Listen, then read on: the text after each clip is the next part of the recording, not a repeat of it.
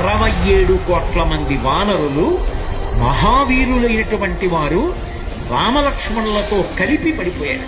ఒక్క వానరుడు యుద్ధభూమిలో లేచి తిరుగుతున్నవాడు లేడు. ఇంద్రజిత్ శక్తి తెలుసు కాబట్టి విభీషణుడు వెళ్ళిపోయాడు, దొరకలేదు. స్వామి హనుమ ఏ అస్త్రము చేత బంధింపబడదు కాబట్టి హనుమ ఒక్కరే ఉన్నాడు. అందరిలో పెద్దవాడు, బ్రహ్మ యొక్క అంశలో వచ్చినవాడు జాంబవంతుడు నేల మీద పడిపోయి ఉన్నాడు. విభీషణుడు కాగడా పట్టుకుని అడిగాడు, తాతా కుశలమేనా అని అడిగాడు. వానరులలో శ్రేష్ఠుడైన హనుమ బ్రతికి ఉన్నారా అని అడిగాడు జాంబవంతుడు.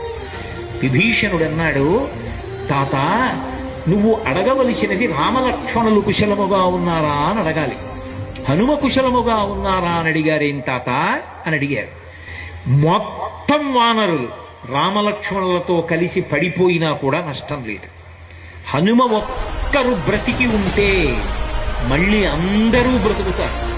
అందరూ బ్రతికి ఉన్నా హనుమ ఒక్కరు పడిపోతే బ్రతికి ఉన్న వీళ్ళందరూ పడిపోతారు. అందుకే నేను హనుమ బ్రతికి ఉన్నారా అని అడుగుతున్నాను. వంగి జాంబవంతుడి పాదములు పట్టుకుని తాతా హనుమ నీ కుశలం అడుగుతున్నాడు, నమస్కరించుతున్నాడు అన్నాడు.